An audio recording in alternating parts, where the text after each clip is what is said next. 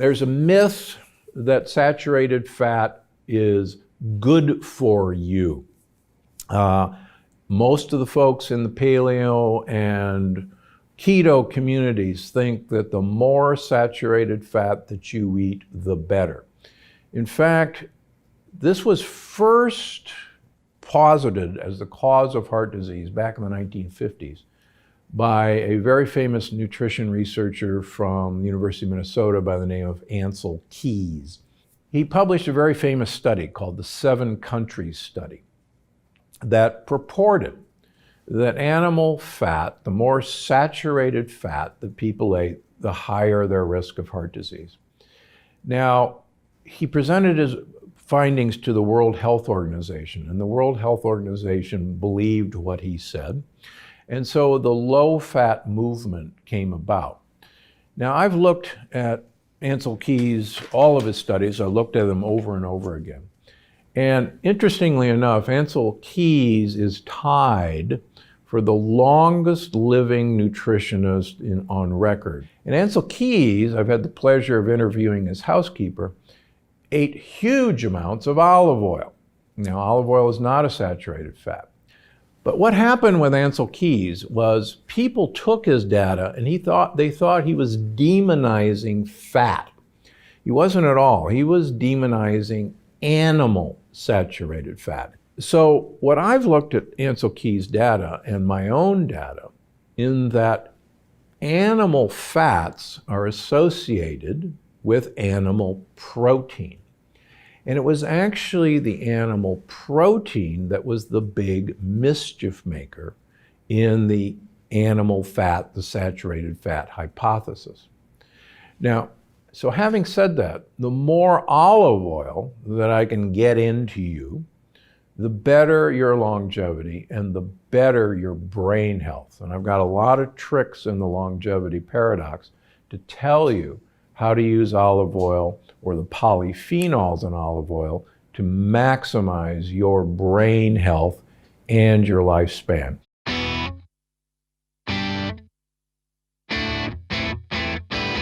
The idea that you should be cramming down the bacon or the sausages or the really marbled meat in a paleo or a ketogenic diet is quite frankly detrimental long term. It turns out that animal protein, and it doesn't matter if the animal's a fish, it doesn't matter if the animal's an egg, if it doesn't matter if it's cheese, animal proteins absolutely cause you to age quicker, and absolutely in the case of beef, lamb, and pork, increase your risk of developing cancers. One of the interesting things about the blue zones, and I'm actually the only nutritionist who has actually spent most of their career living in a blue zone, and that's Loma Linda, California. And I can tell you that the unifying principles of the blue zones, in other words, what their diets all share, is not the common things that you're told about. All the blue zones do not eat whole grains. All the blue zones do not eat beans. That's a myth. In fact, that is not a unifying feature of the blue zones. And as I talk about in the longevity paradox, the whole grains that some of the blue zones eat and the beans that some of the blue zones eat are actually a negative part of their diet that's overcome by other very positive parts of their diet, including generous use of olive oil in 3 of the blue zones. But the unifying feature of the blue zones, which was common to Loma Linda, it's common to Sardinia, it's common to Crete, it's common to Acciaroli, it's common to Kitovans, is very, very little animal protein. That's actually the uniting factor. And as I talk about in the longevity paradox, one of my colleagues, Gary Frazier from Loma Linda, has shown that the vegan Adventists are actually the longest lived of all of the long-lived Adventists. And again, the unifying feature of all the blue zones is not the grains and beans. It's actually limited animal protein. Does that mean you have to give it up? No. In fact, I'm going to give you a bunch of tricks in the book on how to have your cake and eat it too. In this case, how to have your meat and eat it too. Are you able to recommend the ketogenic diet plant-based and avoiding, because yes, usually it's good. Yeah, I think that's the major mistake that people associate with a ketogenic diet or a paleo diet. These are all variations of basically the Atkins diet.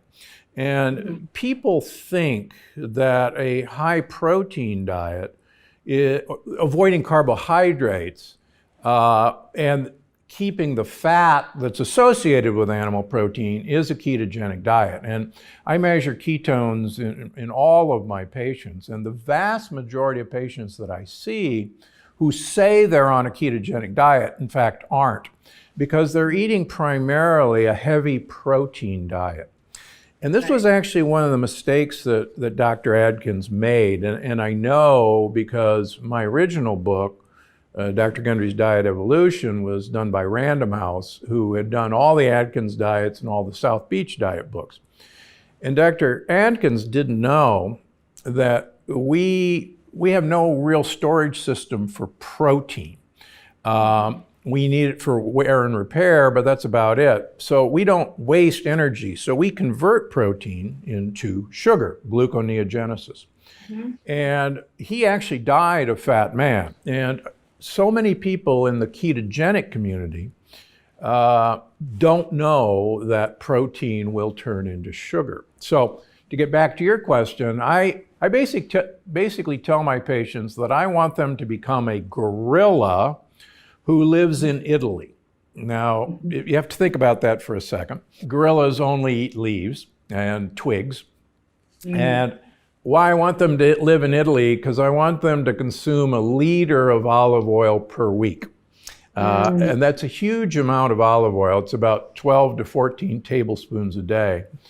But there's a very interesting Spanish study of 65-year-old people who were followed for 4 years, and I'll briefly summarize it. One group had to have 1 liter of olive oil per week for 4 years and have a Mediterranean diet. A second group ate a low-fat Mediterranean diet. And the original study was to look at memory, and I'll forget about that. But the women in the olive oil group had a 67% less incidence of breast cancer over that time period than the women in the low-fat Mediterranean diet. So I think, so if you eat 1 liter of olive oil per week and avoid animal proteins, you're basically on about an 80% fat diet. And the carbohydrates that you're eating are basically leaves as a mechanism to get olive oil into your mouth.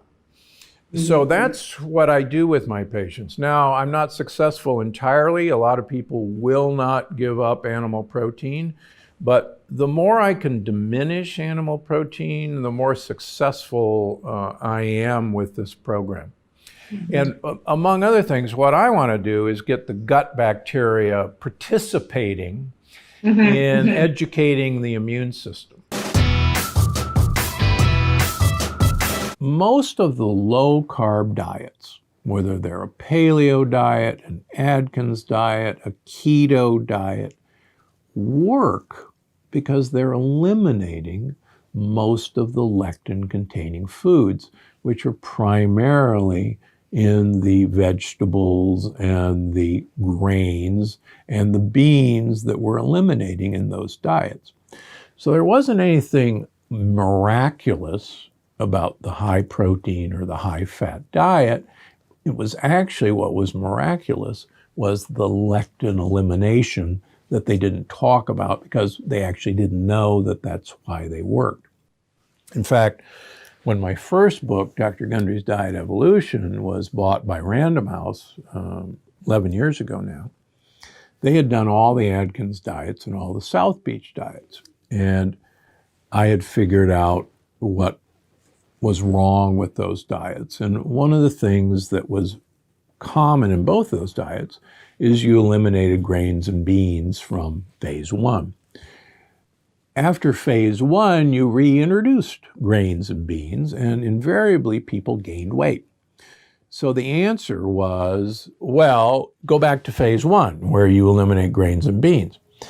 And it didn't click in any of the editors' minds that the reason you had to go back to phase one was not to be low carb again, but to get rid of the lectin-containing foods that were the grains and beans. So that was one of the observations that I made that such a successful book.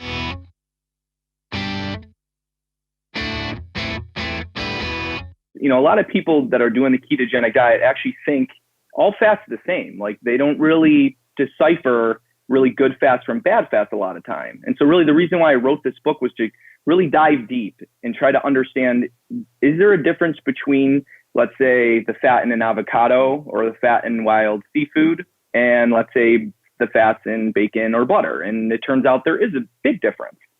And so, you know, really that's what the book is all about, trying to pick the healthiest foods that provide the fats to actually make you a better fat burning machine. So you mean there is a difference? I shouldn't eat a stick of butter every day if I'm on a ketogenic diet? That's not good for me? Correct. I mean, and I'm honestly an offender of that. Like a few years ago, I was probably putting too much heavy cream in my coffee and I started gaining weight. And so that's when I realized I need to really research the different types of fats to see how they metabolize in your own body. So just take, for example, omega-3 fats. They actually increase your fat burning genes in the liver. So if you and I are sitting here and we're consuming 3 or 4 grams of omega-3s from, let's say, fish oil, or we're getting it from wild seafood, we are literally, our beta oxidation, our fat burning in the liver is 20% higher. And if we're exercising, our beta oxidation in our liver or our fat burning goes up by 30% simply by consuming more omega-3s. And so it's almost like if you swap out and replace butter with omega-3s, it's almost like swapping out a V4 engine for a V8 engine. You are literally more efficient and better at burning fat. And so that's just one key that really Superfuel dives into.